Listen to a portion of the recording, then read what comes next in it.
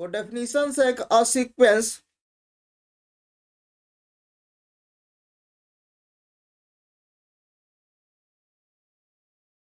a sequence of real number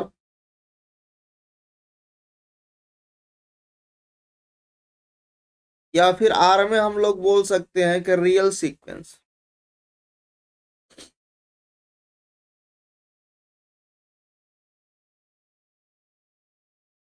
is defined as a function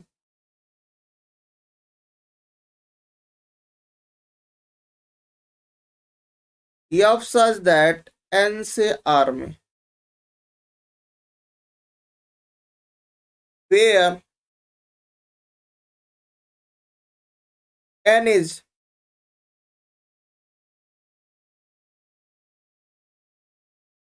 the set of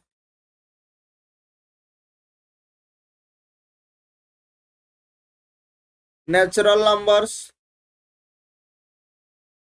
and R is the set of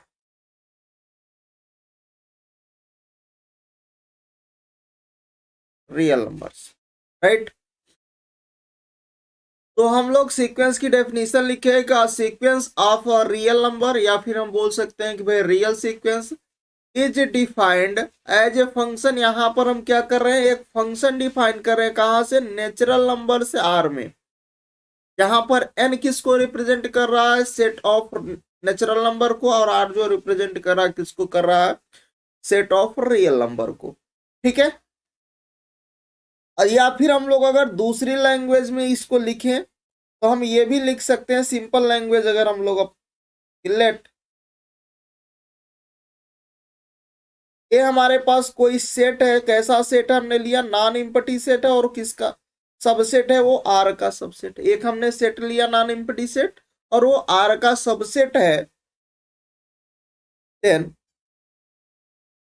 of function define, हमने यहां पर एक function define किया कहां से, F such that N से ए में। ए कहां से आ रहा है आपका, आर से ले रहे हो, है ना। ये जो है आर का सबसेट है। और for all small n belonging to natural number such that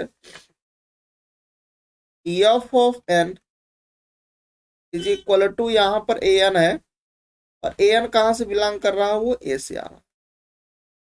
तो हम लोग ये क्या बोलेंगे कि भाई वो सीक्वेंस हो। ठीक है। अच्छा, यहां पर जो ए है बेसिकली क्या है, ये आपका डोमेन है,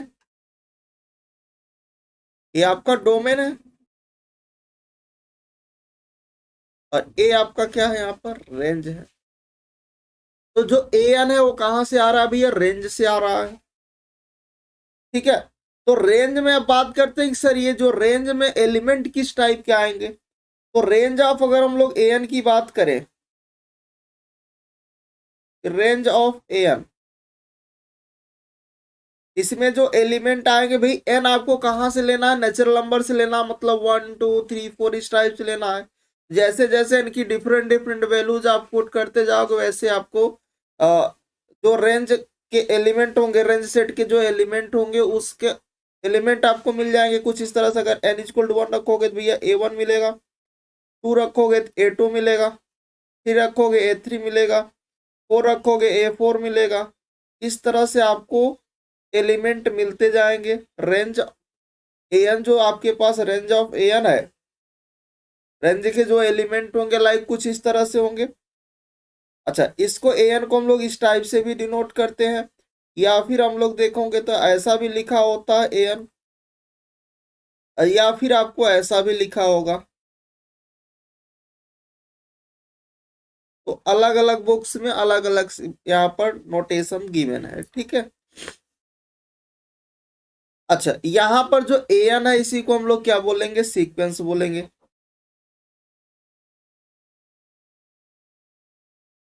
A N is called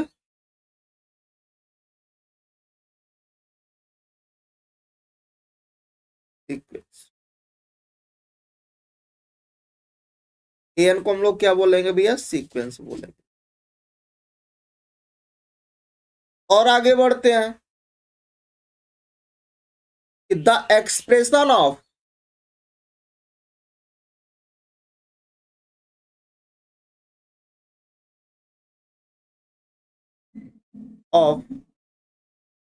A1, A2, A3, A4 up to An is called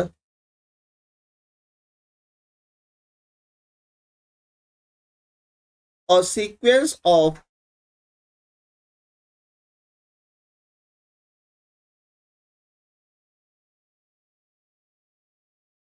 element A. ये जो आपके पास A1, A2, A3 जो एन टर्म आ रहे हैं, ये किसकी सीक्वेंस? सीक्वेंस ऑफ एलिमेंट किसके हैं? वो ए सीक्वेंस, ए सेट के हैं। और ए जो है आपका क्या है? रेंज सेट है ना।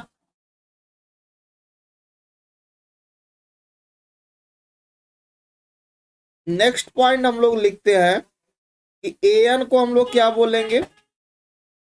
N is the nth term of the sequence.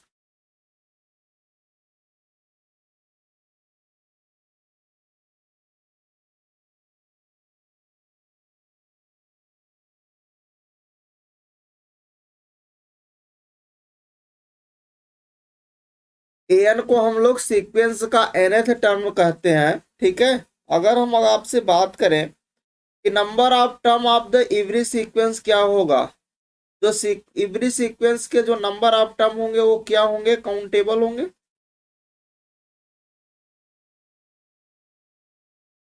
यहां पर लिखिए कि number of term in every sequence, number of term in every sequence is always countable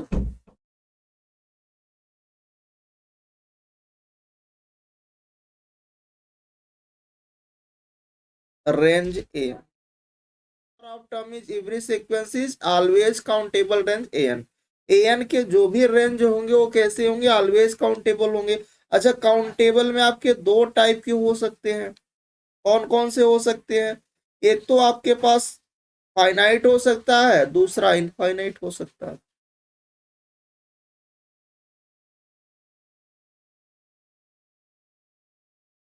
finite हो सकता है या इनफाइनाइट में वो काउंटेबली इनफाइनाइट की बात करते हैं, ठीक है।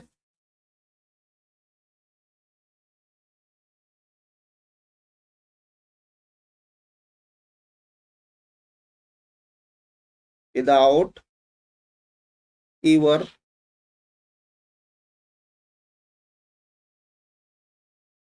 being the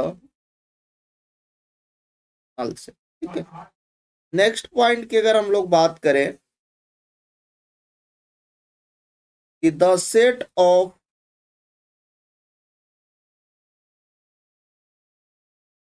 all distinct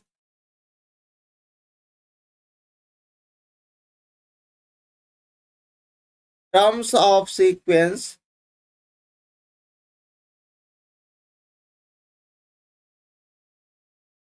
is called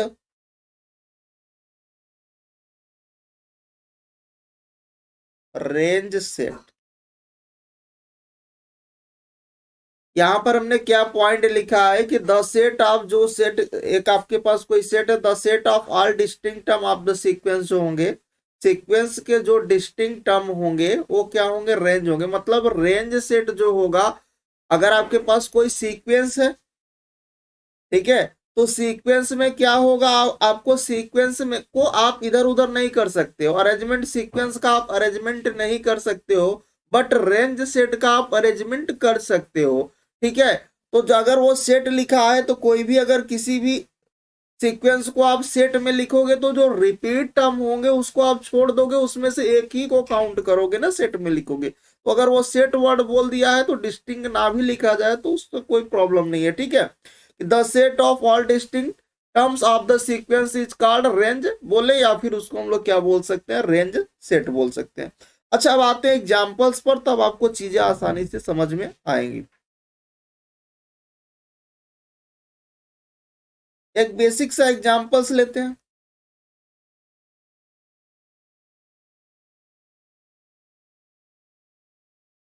examples हम लोग ले लेते हैं एन का। ये हमारे पास कोई सीक्वेंस है, एन इक्वल टू हमारे पास क्या है, 1/n। तो ये जो सीक्वेंस है इसमें अगर हम बात करें, ये जो सीक्वेंस 1/n है, ये इसमें टर्म किस टाइप के आ रहे होंगे, एलिमेंट किस टाइप के आ रहे होंगे। तो जैसे आप एन की डिफरेंट डिफरेंट वैल्यूज को रखते जाओगे आपको टर्म मिलते जाएंगे। 1 रखोगे तो भाई 1/1 मतलब 1 आएगा, 2 रखोगे तो 1/2 आएगा, 3 रख रहे हो तो भाई 1/3 आ रहा है, 4 रख रहे हो तो भाई 1/4, 5 रख रहे हो, इस तरह से आपको टर्म मिलता जाएगा। अच्छा, ये तो सीक्वेंस हो गया। अगर हम लोग आपसे बात करें कि भैया हमें ये कोई एन हमारे पास, मान लीजिए एन कोई हमारे पास सीक्वेंस था, अगर मैं इसके रेंज सेट की बात करूं, भी इसका रेंज सेट क्या होगा, रेंज ऑफ एन बोले, या फिर हम बोल सकते हैं कि रेंज सेट।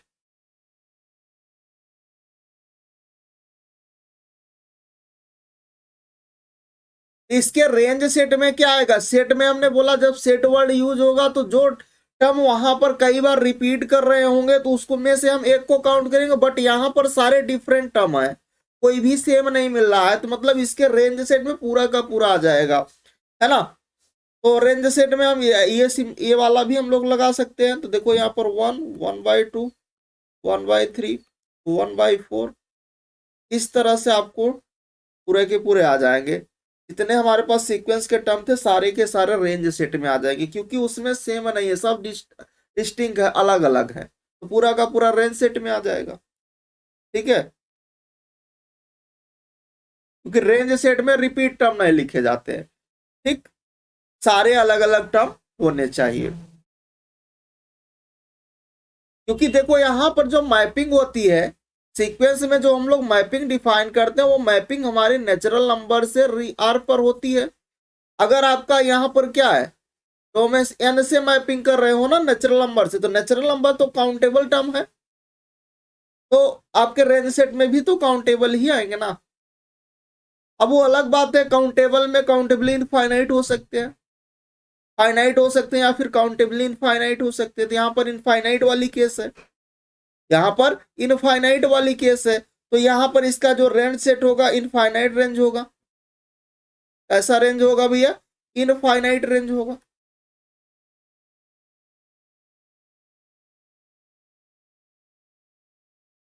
ठीक है, कोई दिक्कत नहीं ना।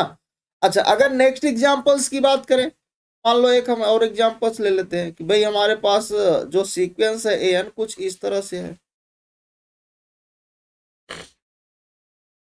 -1 की पावर n है। अच्छा, अगर मैं इसमें बोलूं कि इसमें टर्म किस टाइप के आएंगे, सीक्वेंस के टर्म किस टाइप के होंगे, तो भाई अगर आप n की, क्योंकि आपको रखना कहाँ, n को कहाँ से लेना है, n belonging to natural number होता है, n को आपको नेचुरल नंबर से ही रखना है। तो n की आप डिफरेंट डिफरेंट वैल्यू रखते जाओ, 1 रखोगे तो -1 देगा, 2 रखोगे तो 1 देगा, 3 रखोगे फिर -1, फिर 1, फिर -1, फिर 1, इस तरह से वैसे रिपीट करता जाएगा। अगर मैं इसके रेंज सेट की बात करूं, रेंज ऑफ एन क्या होगा, तो रेंज सेट में इसके कितने आएंगे, केवल 2 आएंगे, क्योंकि रेंज सेट में रिपीट टर्म नहीं लिखे जाते हैं, उसमें से केवल एक ही लिखा जाएगा। तो -1, -1, -1 में से एक टर्म को हम लोग कॉमन करेंगे, लिखेंगे, और फिर 1, 1 रिपीट कर रहा था इसमें से 1। तो रेंज सेट में केवल 2 ही एलिमेंट, यहाँ पर 2 ही टर्म आ रहे हैं। कितने टर्म आ रहे हैं, 2 ही टर्म आ रहे हैं, यस या नो। तो ये अगर मैं इसके बात करूं कि ये रेंज सेट कैसा होगा, तो आप यहां पर लिखोगे कि फाइनाइट रेंज होगा, इसमें इसका फाइनाइट रेंज है, ये 2 ही तो आ रहे हैं, क्योंकि यहां पर आपके पास क्या है, सीक्वेंस के जो टर्म रिपीट कर रहे हैं उसमें से एक हमने लिया तो -1 और 1 दो ही टर्म है जो बार बार रिपीट कर रहे हैं इनफाइनाइट टाइम। उसमें से दो किए तो हमारे पास कैसे रेंज आ गई, फाइनाइट रेंज आ गई। ठीक है, बेसिकली हमारी मैपिंग कहाँ से होती है, जो ये मैपिंग है, मैपिंग हमारा नेचुरल नंबर से आर में होती है। तो ठीक है, समझ में आ रहा होगा आई होप।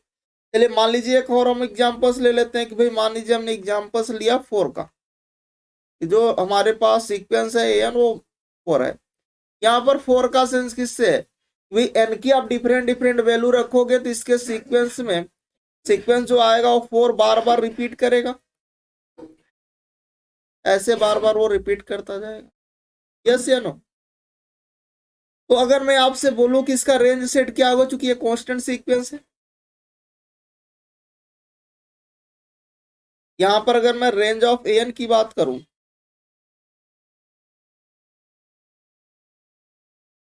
इसके रेंज सेट में केवल का केवल एक ही एलिमेंट आएगा और तो कोई आएगा नहीं, वो भी क्या होगा 4 आएगा। तो कैसा हो गया, 4 एक सिंगल एलिमेंट है, तो यहाँ पर इसका जो रेंज सेट होगा वो कैसा रेंज सेट होगा, फाइनाइट रेंज होगा। आप लिख सकते हो कि इसका रेंज कैसा आएगा भैया, फाइनाइट रेंज आएगा। ठीक है, अच्छा नेक्स्ट एग्जांपल्स हम और ले लेते हैं एग्जांपल्स। मान लो हमने एग्जांपल्स एन कुछ ऐसा ले लिया, यहाँ पर एन कुछ इस तरह से है कि लास्ट डिजिट ऑफ 7 की पावर n, मतलब एन जो सीक्वेंस में उसमें जो 7 की पावर n का लास्ट डिजिट आ रहा है। अब अगर आप इसमें देखो कि इसके सीक्वेंस में कौन कौन से टर्म आ रहे हैं, पहले तो ये चेक करो, है कि नहीं। तो कैसे चेक करोगे, नहीं हम यहाँ पर क्या कर रहे हैं, 7 को पावर 1 रख रहे हैं। देखो अगर मैं 7 की पावर 1 रख रहा हूं तो 7 आ रहा है, फिर 7 का स्क्वायर कर रहा हूं तो 49 आएगा, और 49 में से 9 को मेरे को लास्ट डिजिट लेना है ना, तो 9 रखेंगे। फिर मैं n की वैल्यू 3 रख रहा हूँ, 7 का क्यूब दिया 343 आएगा, इसका लास्ट डिजिट 3 है तो मैं 3 लूंगा। यस या नो। इसी तरह जब मैं 7 की पावर 4 करूंगा n इक्वल टू 4 रखूंगा तो कितना आएगा, ये आपके पास आ जाएगा 2401। तो यहाँ पर लास्ट डिजिट कितना है, 1 है, तो 1 आ गया। इसी तरह जब मैं 7 की पावर 5 करूंगा तो इसमें भी 7 से मल्टीप्लाई कर दो, ये आपके पास हो जाएगा 16807 आएगा। ठीक है, इसका लास्ट डिजिट कितना है, 7 है। और आगे आप बढ़ोगे तो आप देखो 6 रखते हो तो 6 पे आपके पास आ जाएगा, मल्टीप्लाई कर लेना, यहाँ पर आएगा 117649। ठीक है, तो इसका लास्ट डिजिट कितना, 9। अब देखो इसके आगे आप 7 का करोगे, इस तरह से लेते जाओगे, अब रिपीट करने लगेगा।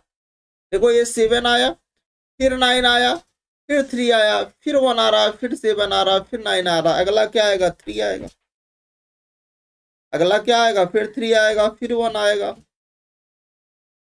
फिर 7, इस तरह से ऐसे रिपीट करता चला जाएगा। तो इसके जो एन जो सीक्वेंस है इसमें टर्म कौन कौन से आएंगे, ये 7 आ रहा है, फिर ये 9 आ रहा है, फिर 3 आ रहा है, फिर 1 आ रहा है, फिर 7 आ रहा है, फिर 9 आ रहा है ना, 179, फिर क्या आएगा, 3 आएगा, और फिर से रिपीट करेगा 179,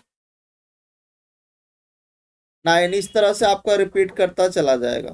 ठीक है, 1793। ठीक है, ऐसे मैं डॉटेड दिखा रहा हूं। अब अगर मैं इसके रेंज सेट की बात करूं तो रेंज ऑफ एन क्या होगा,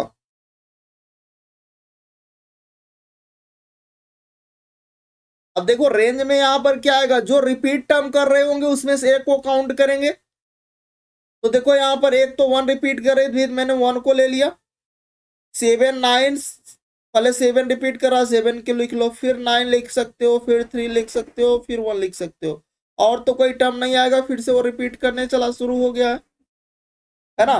तो यहाँ पर रेंज सेट में कितने आ रहे हैं टर्म, फाइनाइट टर्म आ रहे हैं, तो फाइनाइट रेंज हो गई। रेंज इसकी कैसी हो गई भैया, फाइनाइट हो गई।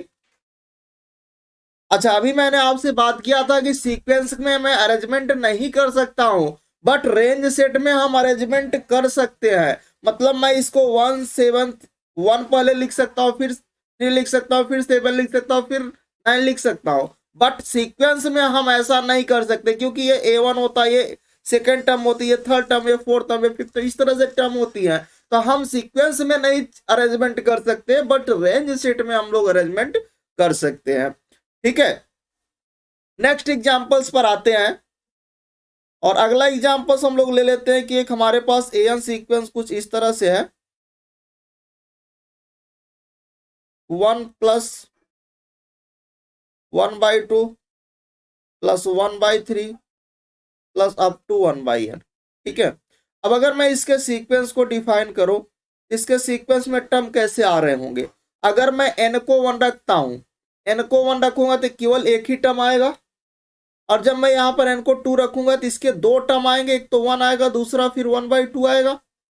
फिर जब मैं n को 3 पिक करूंगा तो यहाँ पर 3 टर्म आएंगे, एक तो 1 आएगा, फिर 1/2 आएगा, फिर 1/3 आएगा।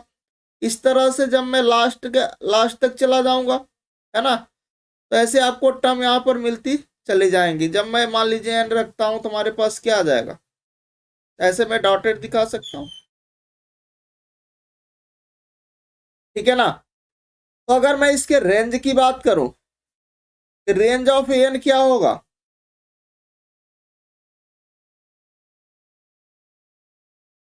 रेंज ऑफ एन क्या होगा, तो रेंज सेट में क्या आएगा, चूंकि यहाँ पर सारे अलग अलग हैं, कोई सेम नहीं है, सारे डिस्टिंक्ट हैं। जब सेम आते हैं, रिपीट करते हैं, तो हम उसमें से कोई पिक करते हैं एक टर्म।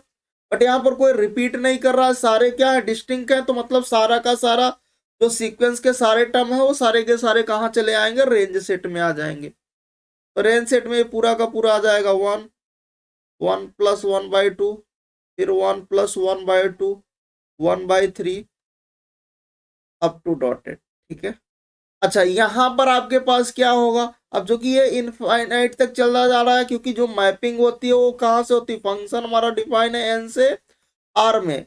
तो यहाँ पर एन हम लोग चूज एन कहाँ से ले रहे हैं, नेचुरल नंबर से पिक कर रहे हैं, n belonging to natural number, yes या no.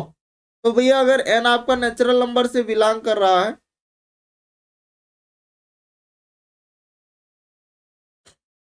N belonging to natural number, ठीक। तो भाई एन कैसा होता है, एन आपके पास काउंटेबल होता है, नेचुरल नंबर काउंटेबल होता है। काउंटेबल में यहाँ पर कैसा काउंटेबल, काउंटेबली इनफाइनाइट होगा। तो रेंज सेट में चूंकि इनफाइनाइट, काउंटेबल में हम लोग इनफाइनाइट, फाइनाइट या इनफाइनाइट की बात करते हैं, तो यहाँ पर कैसा होगा, काउंटेबली इनफाइनाइट होगा। तो काउंटेबली इनफाइनाइट को डायरेक्टली हम लोग लिख सकते हैं कि इनफाइनाइट रेंज बोल सकते हैं।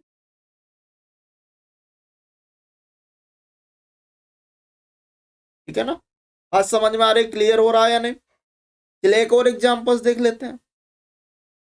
नेक्स्ट एग्जांपल्स है कि एक हमारे पास एन सीक्वेंस है, कुछ इस तरह से है, -3, -2, -1, 0, फिर 1, 1, 1, 1, फिर ऐसे डॉटेड। ठीक है, अब इसके मेरे को रेंज सेट की बात करना है। अगर मैं यहां पर बात करूं कि रेंज ऑफ एन क्या होगा, तो रेंज ऑफ एन में जो टर्म रिपीट कर रहे होगे उसमें से एक ही लिखेंगे, बाकी जो नहीं रिपीट कर रहे उसको तो लिखना है। तो -3, -2, -1, 0 और फिर यहाँ पर 1। अब यहाँ पर ये कैसा हो गया, ये फाइनाइट हो गया, ये फाइनाइट टर्म आ रही है, फाइनाइट रेंज हो गया। अरे क्लियर, यस या नो। चलो एक और हम लोग क्वेश्चंस पर आते हैं, नेक्स्ट क्वेश्चंस पर।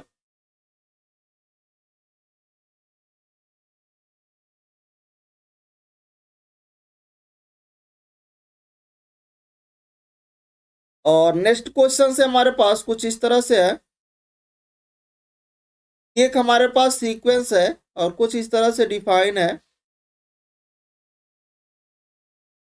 कि n इज इक्वल टू 1 अगर हम लोग लिख रहे हैं तो मेरे को 1 मिल रहा है। और अगर यहाँ पर p जो प्राइम है डिवाइड कर रहा है n को, तो यहाँ पर हम लोग क्या आ रहा है हमारे पास, अगर p डिवाइड कर रहा है n को तो यहाँ पर मेरे को p मिल रहा है।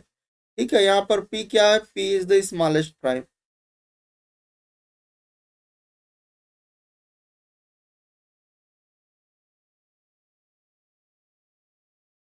क्या है भैया, स्मॉलेस्ट प्राइम नंबर है। ठीक, अब मेरे को बताना है कि ये जो आपके पास एन सीक्वेंस है इसमें टर्म किस टाइप के आ रहे हैं। तो जरा गौर करिए कि अगर मैं यहाँ पर एन को 1 पिक कर रहा हूं तो मेरे को 1 ही मिलेगा। अगर मैं एन को 2 पिक करूंगा तो 2 को हम लोग यहाँ पर जैसे हम लोग कंपोजिट नंबर की बात करें, कंपोजिट नंबर में मान लो 6 लेते हैं, तो 6 का मतलब क्या है, जिसे हम लोग 2 के फैक्टर में लिखें, 2 प्राइम के फैक्टर्स में ब्रेक करें। अब इन 6 को मैंने 2 के प्राइम फैक्टर में ब्रेक किया, इसमें से जो इस प्राइम स्मॉलेस्ट होगा दोनों में से और वो 6 को डिवाइड करेगा वही यहाँ पर लिखा जाएगा। जैसे ये 2 क्या होगा, 2 6 को डिवाइड करेगा तो 2 उसमें आ जाएगा, ठीक है ना। 4 की जैसे बात करो तो 4 को 2 इंटू 2 लिखोगे तो यहाँ पर 2 आ जाएगा, है ना। इस तरह से जैसे मैं अगर 2 की बात करूं तो 2 इंटू 1 होगा तो 1 यहाँ पर आ जाएगा, राइट। 5 की बात करो तो 5 इंटू 1 लिख सकते हो।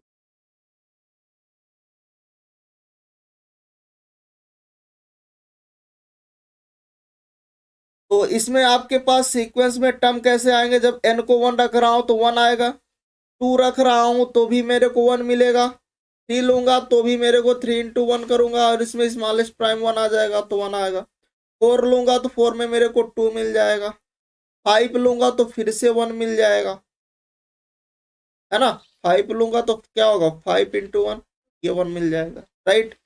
6 लूंगा तो 6 में मेरे को 2 मिल जाएगा, 7 लूंगा तो अगेन मेरे को 1 मिल जाएगा, 8 लूंगा तो मेरे को 2 मिल जाएगा, 9 लूंगा तो मेरे को 3 मिल जाएगा, है ना। इस तरह से हमें यहाँ पर टर्म मिलते जाएंगे सीक्वेंस के। अब मेरे को इसमें बताना है कि इसका रेंज क्या होगा, रेंज ऑफ ए एन क्या होगा। इसके रेंज सेट की बात करें तो रेंज सेट में जो रिपीट कर रहा होगा उसमें से एक लिख दो।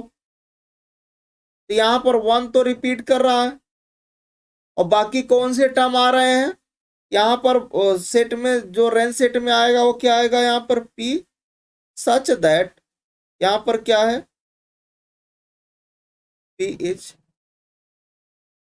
प्राइम नंबर, ठीक है।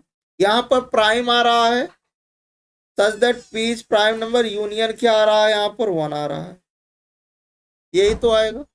सारा का सारा प्राइम आ रहा है और उसके यूनियन में क्या आ रहा है, 1। यहाँ पर देखिए सारा प्राइम आ रहा है और उसके फिर यूनियन में 1 आ रहा है, ठीक है।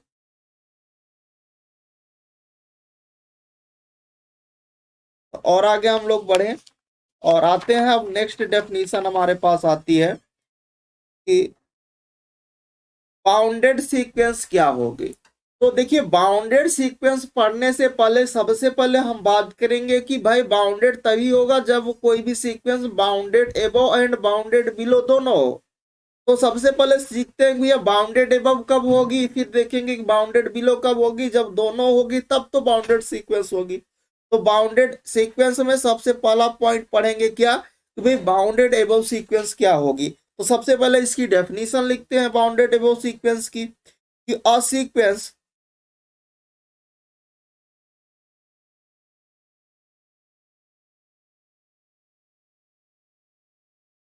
an is called bounded above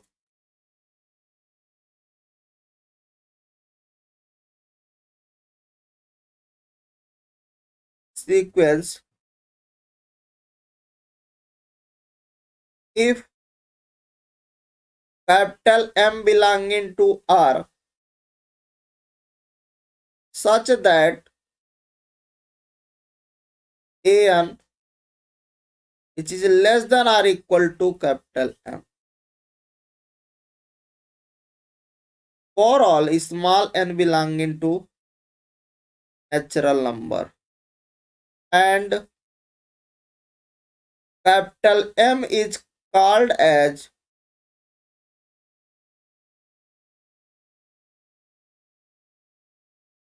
upper bound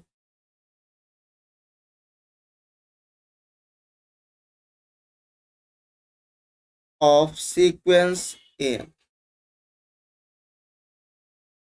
तो देखिए मैंने बाउंडेड एबव की डेफिनेशन लिखा है कि एक आपके पास सीक्वेंस एन सीक्वेंस है और वो सीक्वेंस जो है बाउंडेड एबव होगी कि एक उसमें capital if capital M belonging to R such that a n जो है एक ऐसा टर्म मिल जाए जिसे सीक्वेंस के सारे टर्म उससे क्या हो छोटे हो, तो हम उसे क्या बोलेंगे, जो वो टर्म मिलेगा उसी को हम लोग बाउंडेड एबव बोलेंगे।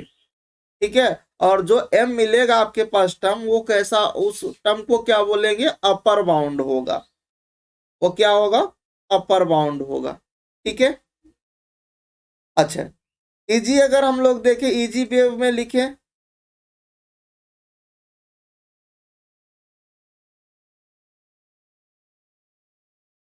ट्रिक की बात करें तो हम यहाँ पर क्या लिखेंगे, डायरेक्टली ये कर सकते हैं कि उसको हम क्या करें, रियल लाइन पर दिखा दें। Put the all terms of sequence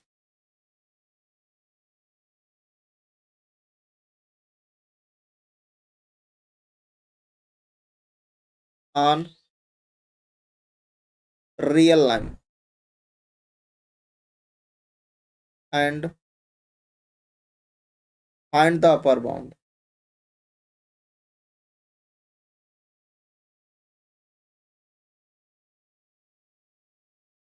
right. अब आते हैं एग्जाम्पल से, तब आपको बाउंडेड अबव समझ में आएगा। बाउंडेड अबव सिंपल सा है कि एक ऐसा टर्म मिल जाए जिसे सीक्वेंस के सारे टर्म क्या हो, छोटे हो, तो वो क्या होगा, वो जो एम होगा वो क्या होगा, अपर बाउंड होगा। ठीक है। तो एग्जाम्पल्स पर आते हैं।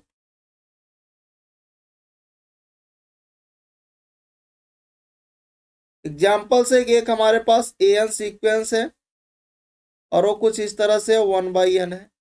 ये सीक्वेंस है ए एन और 1/n, तो इसमें एलिमेंट किस टाइप के आ रहे होंगे, टर्म किस टाइप के आ रहे होंगे, एक तो 1 आ रहा होगा, फिर 2 रखोगे तो 1/2 आएगा, फिर 3 रखोगे तो 1/3 आएगा, फिर 4 रखोगे तो 1/4 आएगा। इस तरह से आपको टर्म मिलते जाएंगे।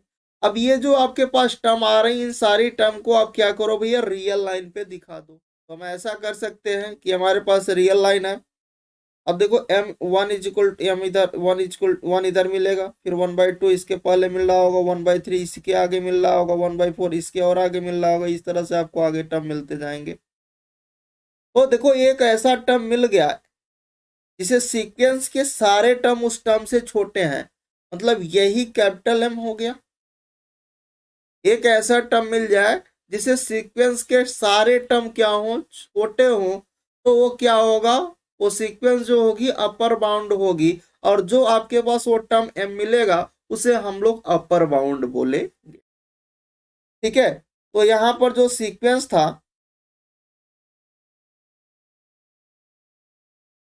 यहां पर जो हमारे पास क्या था, सीक्वेंस था कि सीक्वेंस एन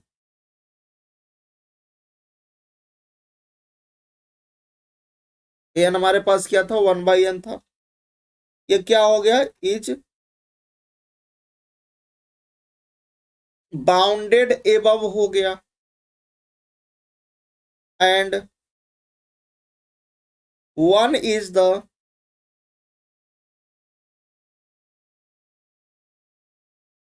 अपर बाउंड। जो 1 है उसका क्या हो गया, अपर बाउंड हो गया। देयर एग्जिस्ट, इस यहां पर क्या था, देयर एग्जिस्ट कैपिटल एम है, there exist capital M is equal to 1 such that an which is less than or equal to 1 for all n belonging to natural number। तो देखो यहां पर जो ए एन सीक्वेंस थी, A N is equal to 1/n जो हमारे पास sequence थी, वो कैसी सीक्वेंस हो गई, बाउंडेड एबव सीक्वेंस हो गई। और जो उस सीक्वेंस 1/n का जो अपर बाउंड होगा वो कितना हुआ भैया, 1 हो गया। ठीक है। तो ये आपको एग्जाम्पल समझ में आ गया होगा, आई होप। चले आते हैं अगले एग्जाम्पल्स पर। अगला एग्जाम्पल से हमारे पास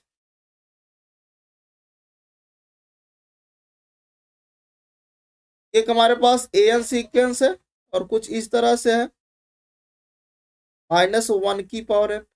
तो सबसे पहले आप देखो कि इसमें टर्म कैसी मिल रही है, इस सीक्वेंस की टर्म कैसी आएंगी। इस सीक्वेंस में जो टर्म आएंगे कुछ इस तरह से आएंगी। यहाँ पर हम लोग लिख सकते हैं कि 1 रखेंगे तो हमें 1 मिलेगी, -1 मिलेगा। फिर 2 रखेंगे तो 1 मिलेगा, 3 रखेंगे फिर -1 मिलेगा, फिर 1 मिलेगा, फिर -1, फिर 1। इस तरह से टर्म रिपीट करेंगी सीक्वेंस की टर्म, राइट। अच्छा, इसी को हमें कहाँ पर दिखाना है, अगर मैं इसी को रियल लाइन पर रिप्रेजेंट कर देता हूँ तो देखो भैया इधर -1 मिल रहा होगा, इधर 1 मिल रहा है, ठीक है। इस ये यहीं पर यही तो दो मिल रहे हैं, मैंने सारे रियल लाइन पर रिप्रेजेंट। अब देखो इससे सीक्वेंस की सारी टर्म क्या है, छोटी है, तो ये कैपिटल एम हो गया, ये कैपिटल एम हो गया। तो अगर आपके पास एक ऐसा टर्म मिल जाए जिसे सीक्वेंस के सारे टर्म छोटे हो, भैया 1 से सारे छोटे ही हैं, 1 से -1 छोटा ही है, इसका मतलब क्या हो गया, जो आपके पास ये -1 की पावर n जो ये सीक्वेंस है, ये कैसी सीक्वेंस हो गई, बाउंडेड एबव हो गई।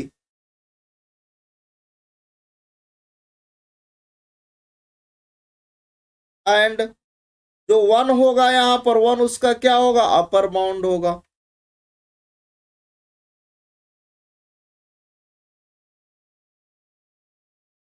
ठीक है, देयर एग्जिस्ट कैपिटल एम, यहाँ पर कितना आया, 1 आ गया, ठीक है। सच दैट यहाँ पर जो ए एन था वो किससे लेस देन आर इक्वल है 1 से, for all n belonging to natural number.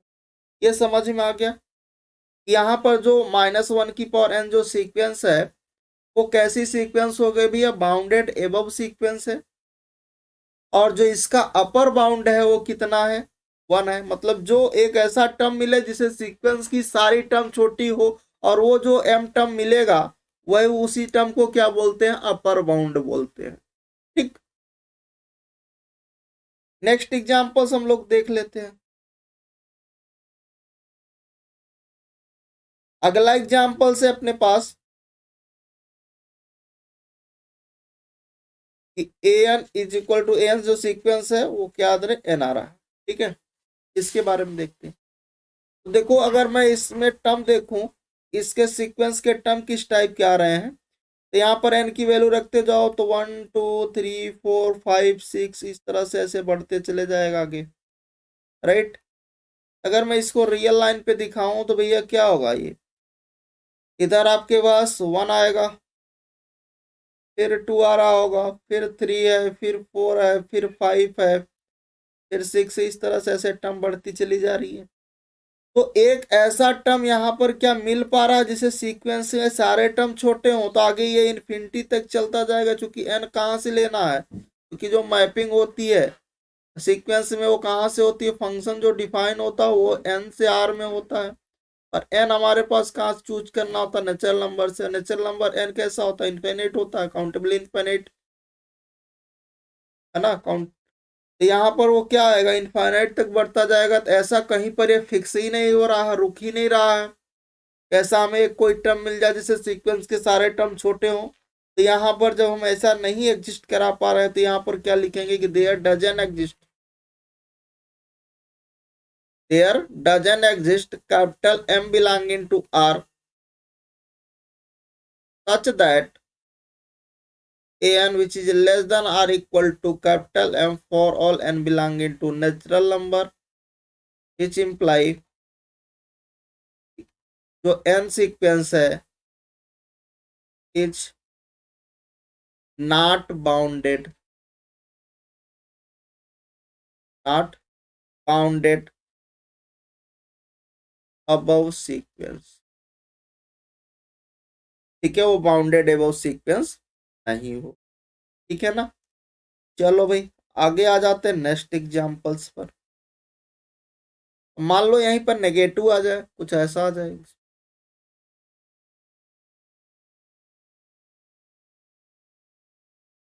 A n जो सीक्वेंस है यहाँ पर अब की बार वो -n दे दे। अब इसमें टर्म किस टाइप के आ रहे होंगे सीक्वेंस के टर्म, इसमें जो टर्म आएगा n इक्वल टू 1 रखोगे तो -1 आएगा, फिर 2 रखो -2 आएगा, फिर 3 -3 आएगा, फिर -4 आएगा, फिर -5 आएगा। इस तरह से आपको टर्म मिलते जाएंगे सीक्वेंस के, है कि नहीं। अच्छा, ये सीक्वेंस के टर्म मिल रहे, अगर मैं इसको रियल लाइन पर रिप्रेजेंट करूं तो भाई देखो यहाँ पर रियल लाइन पर जरा गौर करिएगा, यहाँ पर इधर -1 आएगा, उसके बाद के जो -1 से जो बड़ा टर्म होगा वो और मतलब -1 से यहाँ पर जो n की यहाँ पर क्या हो रहा है, जैसे जैसे टर्म यहाँ पर डिजिट आप बढ़ाते जाओगे रियल लाइन पे, इधर ये छोटा होता जाएगा, उतना ही ये छोटा होता जाएगा जितना आप इससे पहले जाओगे। ये रियल लाइन होता है तो रियल लाइन के लेफ्ट में जब आप जितना बढ़ते जाओगे उतना ही छोटा होता जाएगा, ठीक है। राइट साइड जितना बढ़ते जाओगे उतना ही बढ़ता जाएगा, ठीक है। इधर के टर्म सारे के सारे क्या होंगे, छोटे होते जाएंगे। तो ये चीज आप समझिएगा, रियल लाइन पर लेफ्ट की ओर अगर आप जा रहे हो तो क्या होगा, डिक्रीज होगा, और राइट की ओर जा रहे हो तो इंक्रीज होगा। तो भाई ये सारे टर्म इस टर्म से तो छोटे ही हैं। ये क्या हो गया, एक ऐसा टर्म मिल जाए जिसे सीक्वेंस के सारे टर्म उससे छोटे हों या फिर उसके इक्वल हो, तो क्या होगा, बाउंडेड, वो सीक्वेंस कैसी सीक्वेंस होगी, बाउंडेड एबव होगा, और उसका जो अपर बाउंड होगा वो कितना होगा, -1 हो जाएगा। यहां पर आपको मिल गया कि -n जो है सीक्वेंस, ये कैसी सीक्वेंस है, बाउंडेड एबव है।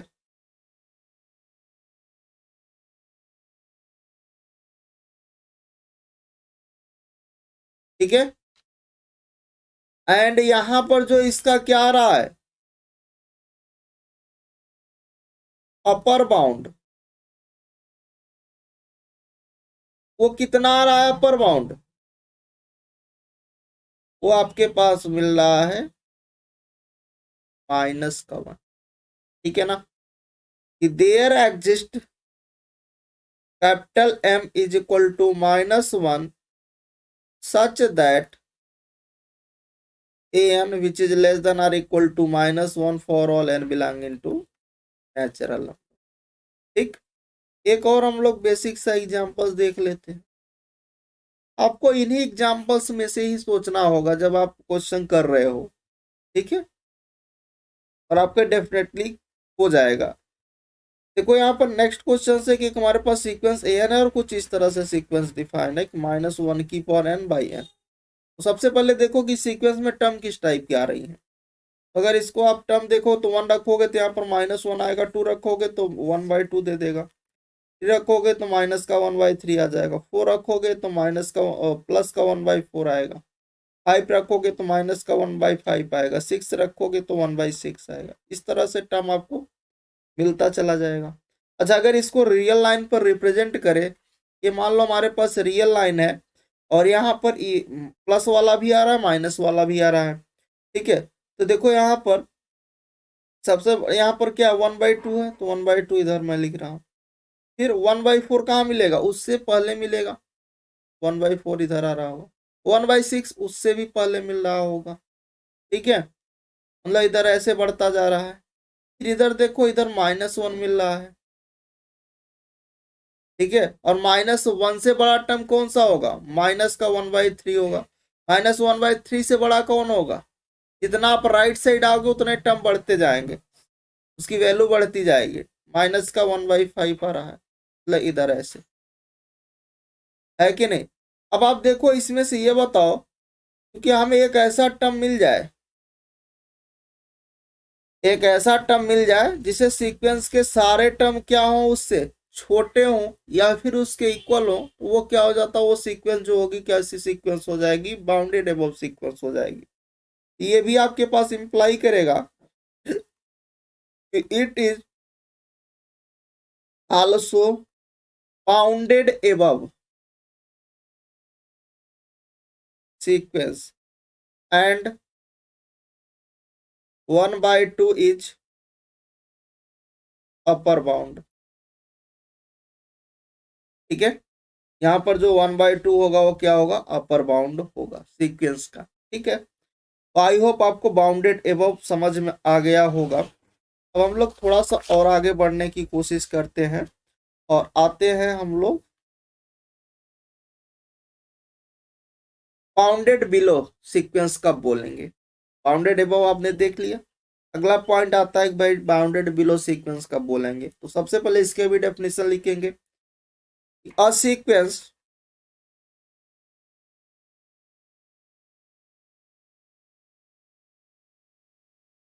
an is called bounded below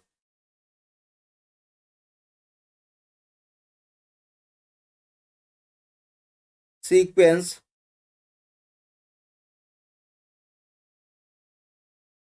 if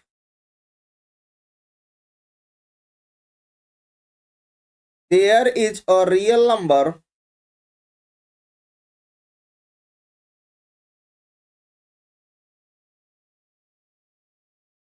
small m such that small m जो होगा वो क्या होगा, less than or equal to an for all n belonging to natural number and small m is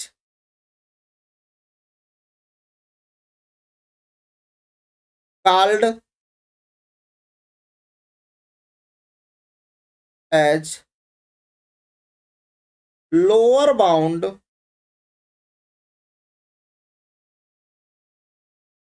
of the sequence an। तो bounded below क्या होगा कि एक ऐसा सीक्वेंस, आपके पास कोई एन सीक्वेंस है और उसमें जो टर्म आ रहे हैं उसमें से एक ऐसा टर्म मिल जाए जिसे सीक्वेंस के क्या हो, सारे टर्म उस टर्म से बड़े हों, तो हम उसे क्या बोलेंगे कि भाई जो सीक्वेंस होगी कैसी सीक्वेंस होगी, बाउंडेड बिलो। मतलब एक ऐसा टर्म मिल जाए जिससे सीक्वेंस के सारे टर्म उससे बड़े हों, उस टर्म से सारे बड़े हों, तो जो वो टर्म आएगी उसी को हम लोग क्या बोलेंगे, लोअर बाउंड बोलेंगे।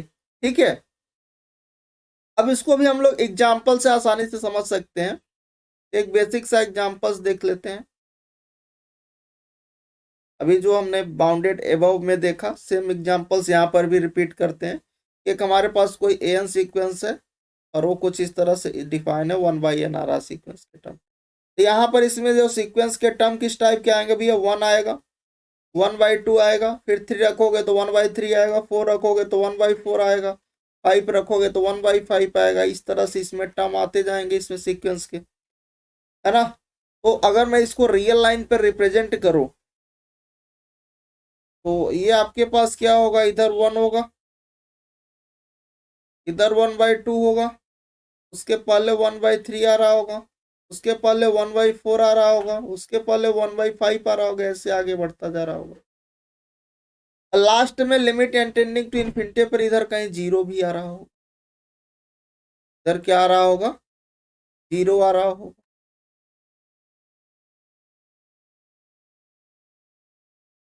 ऐसे जब आप बढ़ते जाओगे तो एक ऐसा टर्म आएगा जहां पर लिमिट टेंडिंग टू क्या होगा, इन्फिनिटी होगा, और इन्फिनिटी पर क्या दे देगा वो, जीरो दे देगा। क्योंकि आप देखो यहाँ पर जो फंक्शन हमारे पास जो मैपिंग होती है वो कहाँ से होती है, नेचुरल नंबर से आर में होती है, और फॉर ऑल एन आप कहाँ से ले रहे हो, नेचुरल नंबर से। एक ऐसा, चूंकि एन कैसा है, जो नेचुरल नंबर है वो इन्फिनिटी तक चलता जाएगा, तो एक ऐसा टाइम आएगा जब आपके पास ये कहाँ पर टेंड कर जाएगा, जीरो पर टेंड कर रहा होगा। तो वही तो चाहिए हमें, यहाँ पर एक ऐसा टर्म मिल जाए जिसे सीक्वेंस के सारे टर्म उस टर्म से बड़े हों, तो जीरो से इधर के सारे टर्म बड़े हैं, ये ही तो स्मॉल एम है। तो इसी को हम लोग क्या बोलेंगे कि भाई अभी वो मैंने बाउंडेड एबव देखा, अब ये बाउंडेड बिलो भी है। तो जब बाउंडेड एबव बाउंडेड बिलो दोनों होते हैं तो उसे हम लोग बाउंडेड सीक्वेंस बोलते हैं। तभी आगे भी बात करेंगे, बट अभी यहाँ पर हम लोग इसकी डेफिनेशन देख रहे हैं, बाउंडेड सीक्वेंस की, बाउंडेड बिलो सीक्वेंस की देख रहे हैं। ठीक है, ये कैसा हो गया आपके पास, it is bounded, it is bounded below and 0 is the lower bound। Zero उसका क्या हो गया भैया, लोअर बाउंड हो गया। ठीक है, अगला एग्जांपल्स देख लेते हैं।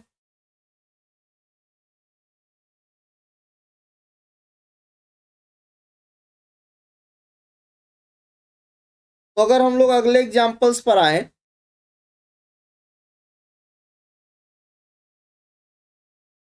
एक हमारे पास एन सीक्वेंस कुछ इस तरह से डिफाइन है, जिसमें टोटम आ रहा है -1 की पावर n, इस टाइप के।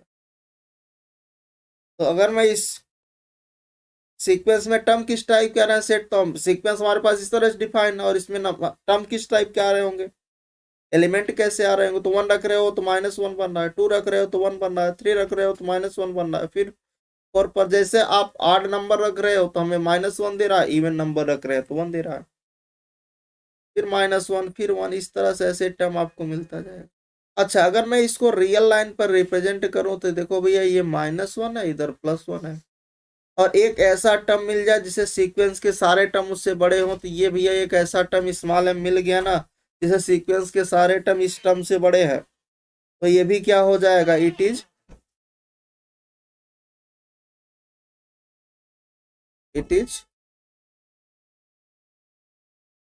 बाउंडेड बिलो हो गया, एंड -1 इज द क्या हो जाएगा, इसका लोअर बाउंड हो जाएगा। होगा या नहीं होगा, हो जाएगा। अच्छा, अगला हम लोग एग्जांपल्स देख लेते हैं।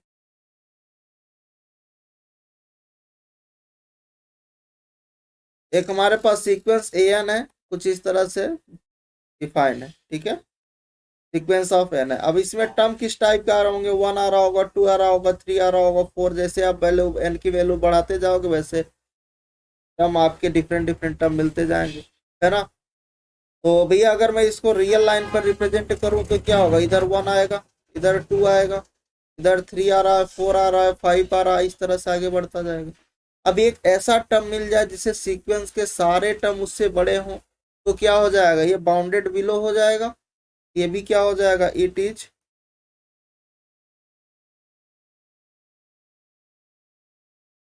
बाउंडेड बिलो, एंड जो 1 है उसका क्या हो गया, लोअर बाउंड हो गया।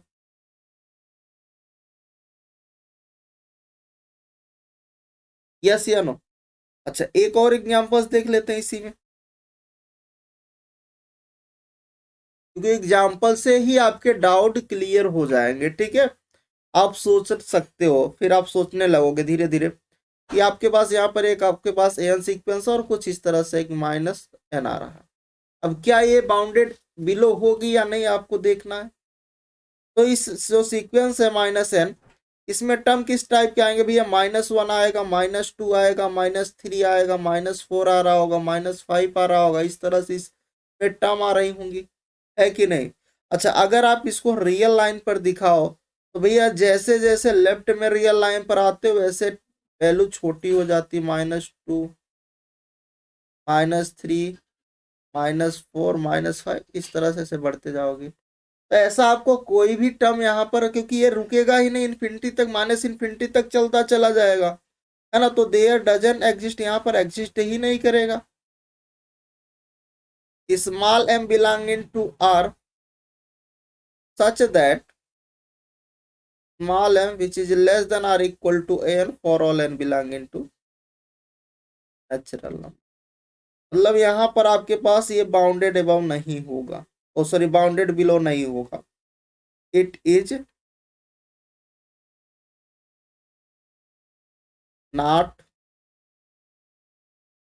बाउंडेड बिलो सीक्वेंस, ठीक है। एक आखिरी एग्जांपल्स और देख लेते हैं इसमें।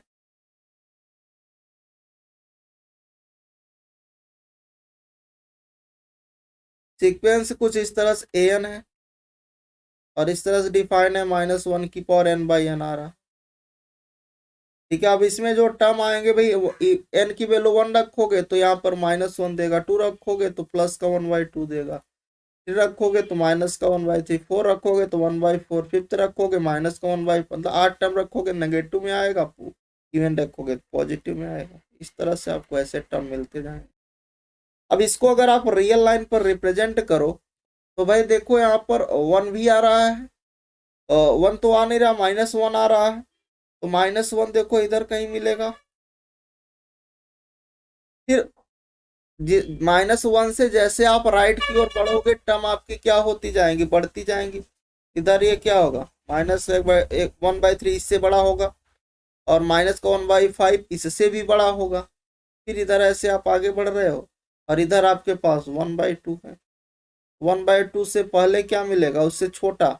लेफ्ट में आओगे तो टर्म्स, जो भी आप टर्म ले रहे हो उससे जब लेफ्ट में आओगे तो उससे छोटी वैल्यू मिलेगी, राइट में जाओगे तो उससे बड़ी। तो लेफ्ट में यहाँ पर 1/4 मिलेगा, फिर 1/6 इधर मिलेगा, फिर 1/8 आ रहा होगा, ऐसे आएगा। तो हमें क्या चाहिए, हमें तो एक ऐसा टर्म मिल जाए जिससे सीक्वेंस के सारे टर्म उससे छोटे हों। तो देखो एक -1 ऐसा हमें मिल गया ना, स्मॉल m, जिसे सीक्वेंस के सारे टर्म छोटे हैं। यहाँ पर ये इंप्लाई करेगा कि it is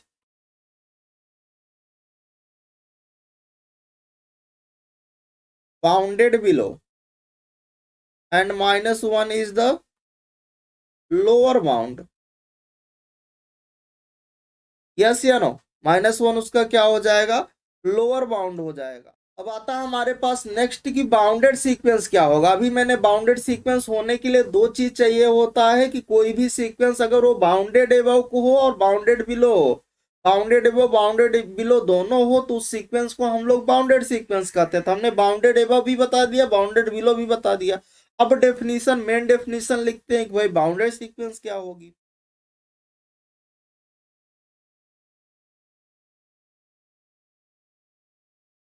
A sequence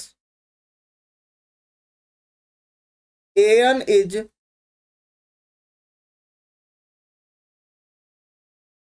said to be bounded if it is both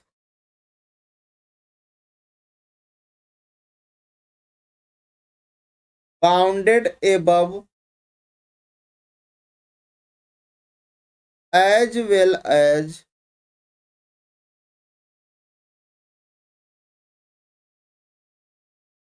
bounded below।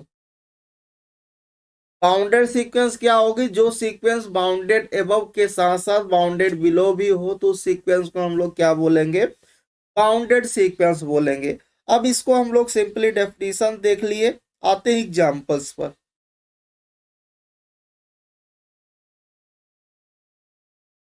और डिफरेंट डिफरेंट टाइप के हम लोग एग्जांपल्स डिस्कस करते हैं, ठीक है। तो एक हमारे पास एन जो सीक्वेंस है कुछ इस तरह से डिफाइन है। अच्छा, इसमें अगर नंबर ऑफ सीक्वेंस में हम लोग टर्म देखें किस टाइप के इसमें एलिमेंट आ रहे हैं इस सीक्वेंस में, 1 रखोगे तो 1 ही आएगा, 2 रखोगे तो 1/2 आ रहा है, 3 रख रहे हो तो 1/3 आ रहा है, 4 रख रहे हो तो 1/4 आ रहा है, 5 रख रहे हो तो 1/5 आ रहा है। इस तरह से आपको मिल रहा है कि नहीं। अच्छा, अगर आप इसको रियल लाइन पर लेकर जाओ, आप इसको रियल लाइन पर शो करो, तो देखोगे कि यहाँ पर आपके पास क्या है, मान लो ये 1 इधर मिल रहा है, 1/2 इसके पहले मिलेगा, 1/3 इससे भी पहले मिलेगा, 1/4 और पहले मिल रहा होगा, 1/5 उससे भी पहले मिलेगा। एक ऐसा समय आएगा जब आप limit n tending to infinity करोगे तो ये 0 पर चला जाएगा,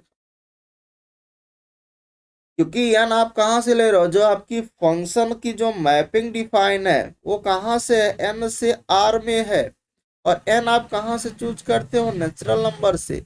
तो आप एक ऐसा समय आएगा, क्योंकि नेचुरल नंबर कैसा है, काउंटेबली इनफाइनाइट है, तो इनफाइनाइट पर ये कहाँ चला जाएगा। जैसे आप n टेंडिंग टू इन्फिनिटी लोगे,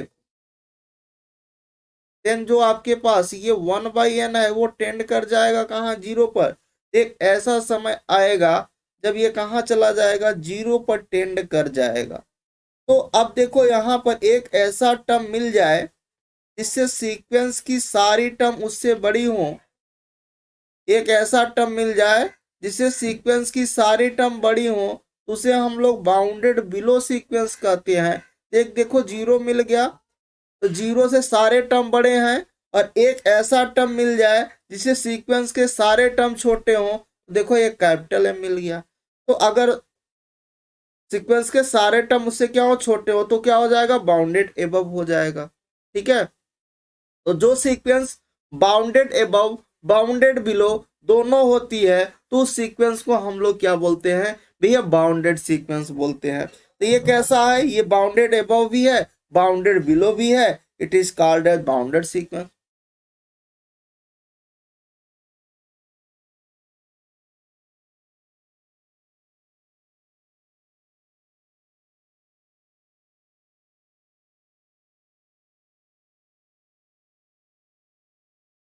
जब ये बाउंडेड अबव बाउंडेड बिलो दोनों है तो हम इस सीक्वेंस को क्या बोलेंगे, बाउंडेड सीक्वेंस। ठीक है ना, समझ में आ रहा है। चलो अगले एग्जांपल्स की ओर चलते हैं।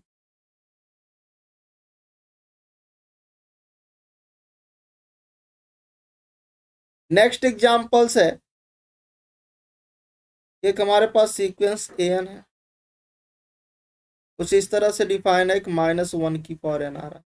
अब इसमें आप, अगर मैं आपसे बोलूं कि एलिमेंट किस टाइप के आ रहे होंगे इस सीक्वेंस में, तो 1 रखोगे तो -1 देगा, 2 रखोगे तो +1 देगा, 3 रखोगे फिर -4 रखोगे तो फिर 1, 5 रखोगे -1, 6 रखोगे फिर 1।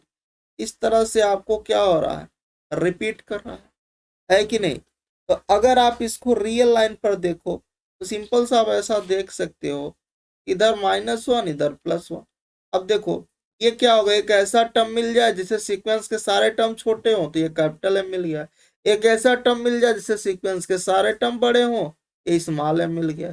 तो अगर एक ऐसा टर्म मिल जाए जिसे सीक्वेंस के सारे टर्म छोटे होंगे तो आपके पास बाउंडेड अबव हो गया, एक ऐसा टर्म मिल जाए जिसे सीक्वेंस के सारे टर्म उससे बड़े हों, एक ऐसा टर्म मिल जाए जिसे सीक्वेंस के सारे टर्म उससे बड़े हो तो बाउंडेड बिलो हो गया, और जो बाउंडेड है वो बाउंडेड बिलो दोनों होगा तो उसे हम लोग बाउंडेड सीक्वेंस कहेंगे।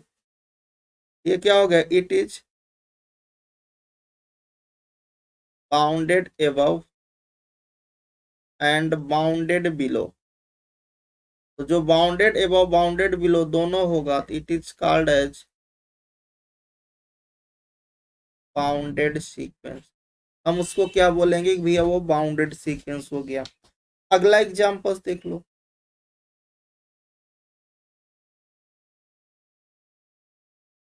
एक हमारे पास एन सीक्वेंस कुछ इस तरह से -1 की पावर n/n है।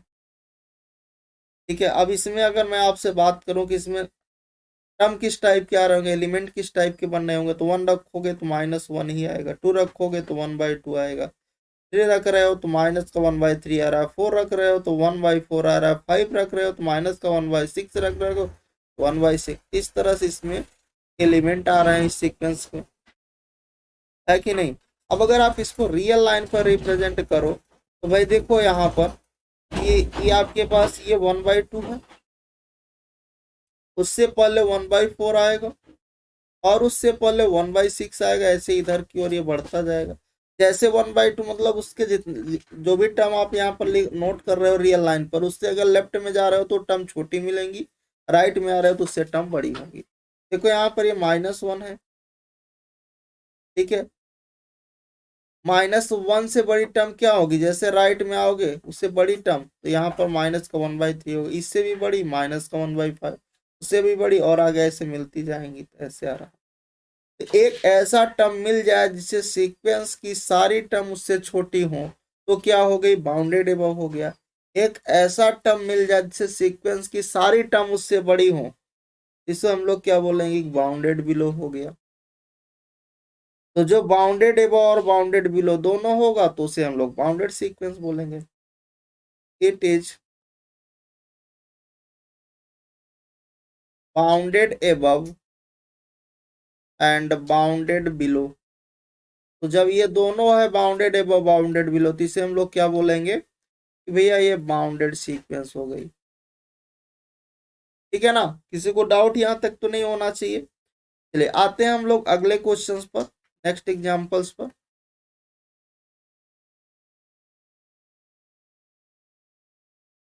अगला एग्जांपल्स है कि एन हमारे पास जो सीक्वेंस है वो एन है। ठीक है, अब इसके बारे में देखते हैं। तो इसमें एलिमेंट किस टाइप के आएंगे, यहाँ पर आएगा 1 आएगा, 2 आएगा, 3 आएगा, 4 आएगा, 5 आएगा, इस तरह से हम बढ़ते जाएंगे एलिमेंट उसके सीक्वेंस के। अगर आप इसको रियल लाइन पर रिप्रेजेंट करो तो देखो ये 1 हो गया, आगे 2 मिलेगा, इधर 3 मिलेगा, आगे 4 मिलेगा, फिर 5 मिलेगा, ऐसे मिलता चला जाएगा। तो यहाँ पर एक ऐसा टर्म मिल गया जिसे सीक्वेंस की सारी टर्म उससे बड़ी है, तो मतलब वो बाउंडेड बिलो तो मिल गया।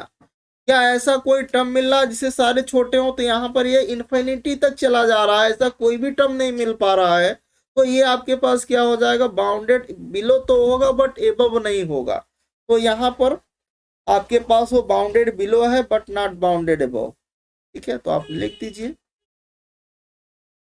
It is bounded below but not bounded above. ठीक है, तो अगर वो बाउंडेड बिलो है और नॉट बाउंडेड एबव है तो इंप्लाई करेगा it is not bounded sequence.